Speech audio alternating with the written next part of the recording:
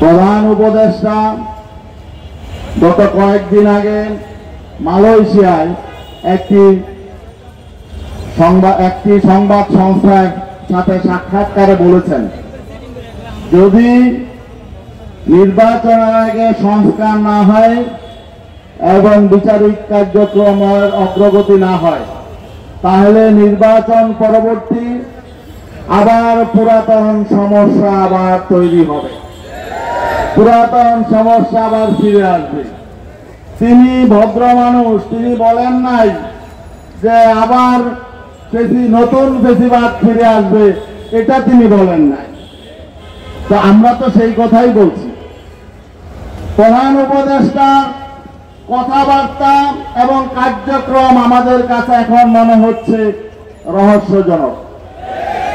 কারণ তিনি বলছেন সংস্কার ছাড়া নতুন কেউ ক্ষমতায় আসলে পুরাতন সমস্যা তৈরি হবে, আবার তিনি কি করেন, এত কষ্ট করে এতদিন সময় অতিবাহিত করে রাষ্ট্রের এত টাকা খরচ করে যে সনদ তৈরি হলো, সেই সনদ চূড়ান্ত হওয়ার আগেই তিনি একটা নির্বাচনের ঘোষণা দিয়ে দিলেন।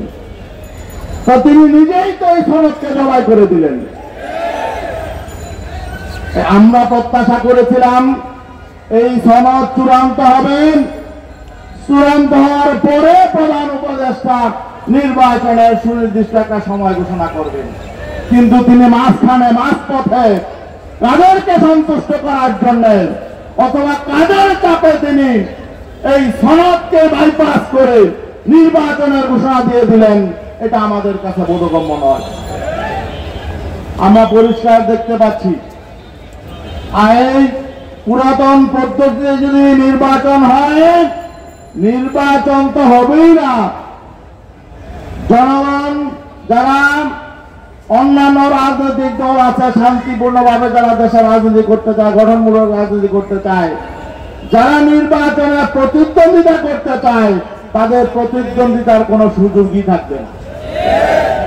কারণ আপনারা ইতিমধ্যেই দেখেছেন, কুমিল্লার একজন সংসদ সদস্য পদপ্রার্থী, তিনি এই কুমিল্লা শিক্ষা বোর্ডের চেয়ারম্যানকে টেলিফোন করে বলেছেন যে তোমার কলিজা খুলে ফেলবে, আর তোমাকে যে নিয়োগ দিয়েছে তারও কলিজা খুলে ফেলবে।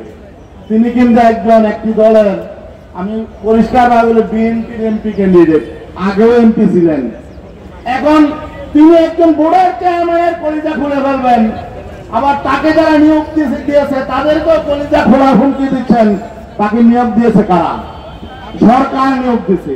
তাহলে যে এমপি ক্যান্ডিডেট এখনই সরকারের কলিজা খুলে ফেলার হুমকি দিচ্ছেন, তারা তো জনগণের কলিজা রাখবে না।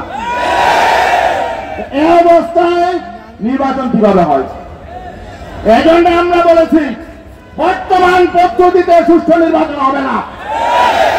এই দৈত্য দানবদের সামনে কোন ভদ্রলোক, কোন নিরাপদ মানুষ, কোন দেশপ্রেমিক মানুষ তাদের সামনে টিকতে পারবে না। এজন্য আমরা বলেছি পিয়ার পদ্ধতি ছাড়া এদেরকে মোকাবেলা করার কোন পদ্ধতি নাই। এখন বিএনপিরই দরকার এই পদ্ধতিতে নির্বাচনে আসা, কারণ তারা দল নিয়ন্ত্রণ করতে পারছে না। এই পর্যন্ত প্রায় 10,000 তারা বহিষ্কার করেছে এবং তাদের 150-র মতো নিজেরা মারামারি করে খুন হয়েছে। এখনো নির্বাচনের অনেক সময় বাকি, এখনো কেন্দ্রীয় তারা ঘোষণা করে নাই। আর যদি তারা নির্বাচনের সময় কাছাকাছি আসে, তাদের দলে এমন খুনাখুনি হবে। এই জুলাই অভ্যুত্থানে প্রায় 1,500 নিহত হয়েছে, আমার মনে হয় তাদের আভ্যন্তরীণ সংঘাতে 3,000 মারা যান। পিয়ার ছাড়া এই খুনাখুনি বন্ধ করা সম্ভব না। এই স্থানীয় এই দৈত্য দানব যারা সন্ত্রাসী গঠফাদার যারা তৈরি হয়েছে, তারা এই নির্বাচনে খুনাখুনি করবে, সন্ত্রাস নৈরাজ্য করবে, নিজেদের দলের মানুষ খুন করবে। বিএনপির নেতারাও কিন্তু নিরাপদ না। অতএব আমরা কিন্তু আপনাদেরও কল্যাণ চাই। আপনারা মনে করেন পিয়ার হইলে আপনাদের ক্ষমতায় যাওয়ার পথ কঠিন হয়ে যাবে। আপনাদের অনেক নেতারা তো বলছেন আপনারা নির্বাচনে 90% ভোট পাবেন। আশঙ্কার তো কারণ নাই। 90% না, আপনারা যদি 60% ভোটও পান, তাহলে তো আমরা আপনার এককভাবে ক্ষমতায় যাবেন, তাহলে এত ভয় কিসের?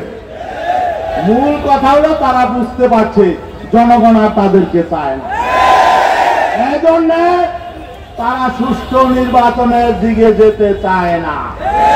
কেন ভাবে তারা মানুষকে জিম্মি করে, তারা নির্বাচনকে বিভিন্নভাবে প্রহসনে পরিণত করে তারা নিজে একটা যেন তেন ভোটের মাধ্যমে ক্ষমতায় যেতে চায়, এজন্য তারা পিয়ার চায় না। অতএব আমরা পরিষ্কার, যদি নির্বাচনে সুষ্ঠু পরিবেশ না থাকে, তামাশা দেখার জন্য আমরা নির্বাচনে যাব না, আমরা নির্বাচনে সাক্ষী গোপাল হওয়ার জন্য নির্বাচনে যাব না। আমরা একটি ভালো নির্বাচন চাই এবং ভালো সরকার গঠনের জন্য জনগণ যাতে স্বতঃস্ফূর্তভাবে ভোট দিতে পারে এমন পরিবেশে নির্বাচন হলেই ইসলামী আন্দোলন সহ ইসলামী সংগঠনগুলো নির্বাচনে যাবে, আর নয়তো পরিবেশ তৈরির জন্য জনগণকে নিয়ে আবারও রাজপথে থাকবে ইনশাআল্লাহ। ধন্যবাদ।